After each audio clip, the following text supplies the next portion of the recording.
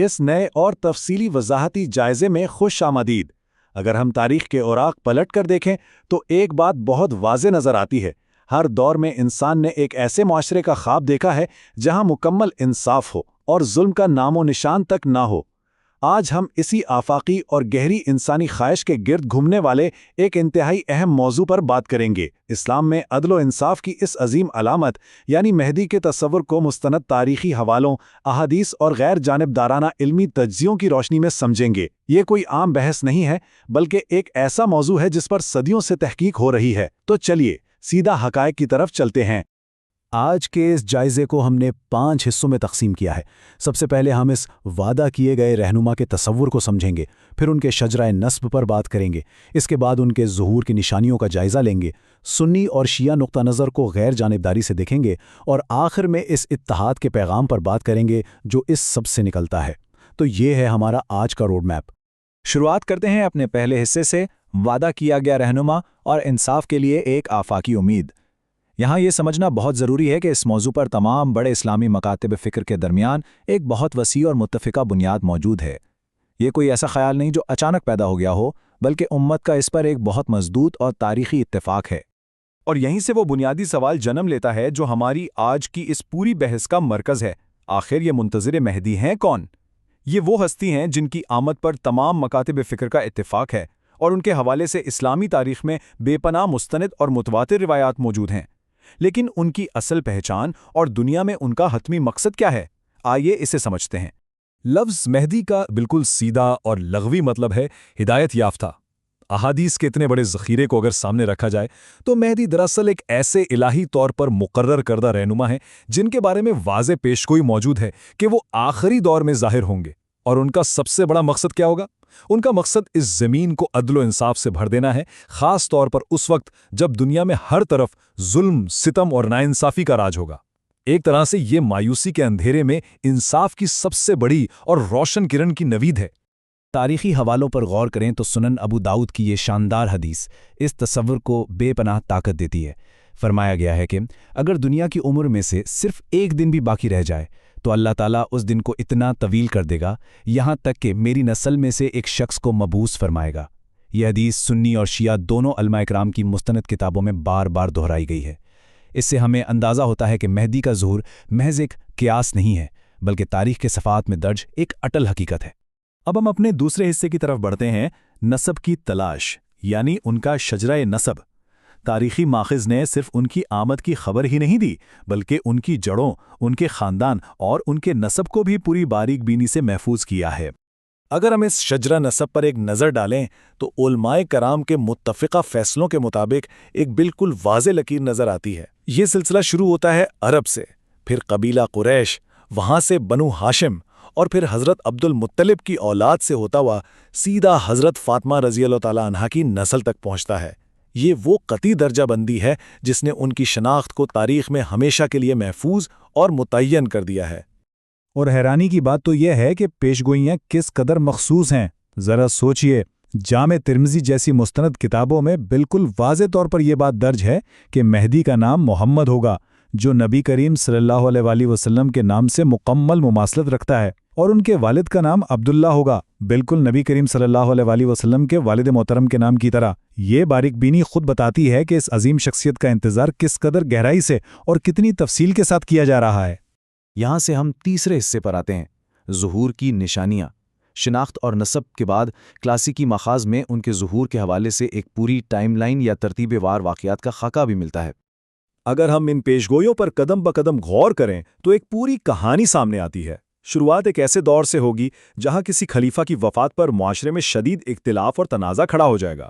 اس افراتفری کے بیچ مکہ میں ہجر اسود اور مقام ابراہیم کے درمیان ایک تاریخی بیعت ہوگی۔ اس کے بعد ایک بہت بڑا معجزہ ظاہر ہوگا جب بیدا کے مقام پر ایک مخالف شامی فوج زمین میں دھس جائے گی، اور پھر اس تمام انتشار کے خاتمے پر 7 سالہ پرامن اور عدل و انصاف پر مبنی حکمرانی کا آغاز ہوگا جو دنیا کا نقشہ ہی بدل کر رکھ دے گا۔ اسی دور کا ایک اور انتہائی طاقتور منظر مہدی اور حضرت عیسیٰ علیہ السلام کا ملاپ ہے۔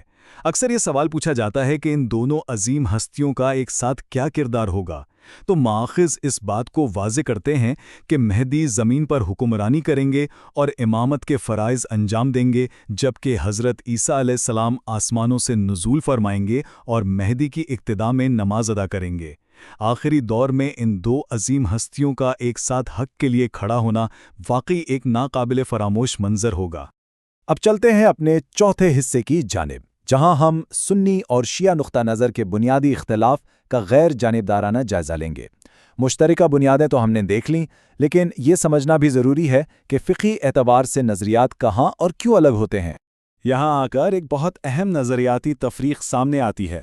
اہل سنت کے نقطہ نظر کے مطابق مہدی ایک ایسے رہنما ہیں جن کی ولادت مستقبل میں ہوگی، یعنی وہ اپنے وقت مقررہ پر اہل بیت کی نسل میں پیدا ہوں گے۔ اس کے بالکل برعکس اہل تشیع کے عقیدے کے مطابق مہدی کوئی اور نہیں بلکہ 12ویں امام ہیں جو پیدا ہو چکے ہیں لیکن فی الحال پردہ غیبت میں ہیں، اور جب دنیا میں ظلم اپنی حدوں کو پار کر لے گا تو وہ دوبارہ ظہور فرمائیں گے۔ یہ وہ بنیادی اور کلیدی فرق ہے جو ان دونوں نظریات کو ایک دوسرے سے الگ کرتا ہے۔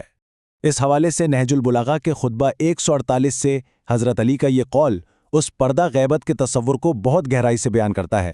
وہ فرماتے ہیں، وہ لوگوں کی نظروں سے اس طرح اوجھل ہو جائیں گے کہ کوئی کھوج لگانے والا ان کے قدموں کے نشان نہیں پا سکے گا، چاہے وہ کتنا ہی پیچھا کرے۔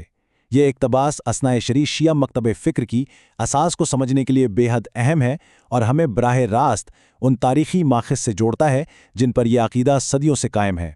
اگر ہم اس اختلاف کی جڑ تک جائیں تو دراصل یہ سارا فرق امامت کے وسیع تر تصور سے پیدا ہوتا ہے۔ اہل سنت کا تاریخی تسلسل ان خلفاء پر انحصار کرتا ہے جو عام انسان تھے، یعنی انہیں گناہوں سے کوئی الہی استثناء حاصل نہیں تھا۔ اس کے برعکس اہل تشیع کا پختہ ماننا ہے کہ ان کے 12 امام معصوم ہیں اور انہیں امت کی رہنمائی کے لیے براہ راست اللہ کی جانب سے منتخب کیا گیا ہے۔ بس یہی وہ نظریاتی بنیاد ہے جس کی وجہ سے مہدی کی موجودہ حالت کے بارے میں دو الگ الگ آراء پائی جاتی ہیں۔ اب ہم پہنچے ہیں اپنے جائزے کے آخری اور سب سے اہم حصے پر، اتحاد کا پیغام۔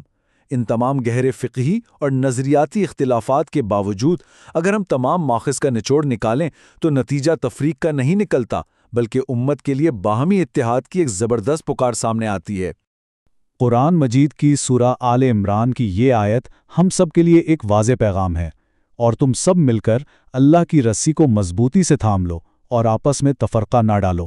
یہ آیت ہمیں یاد دلاتی ہے کہ آج کے دور میں جب ہم مختلف سیاسی تنازعات اور معاشرتی تقسیم کا شکار ہیں تو کامیابی کا راز صرف اور صرف یکجہتی میں ہے۔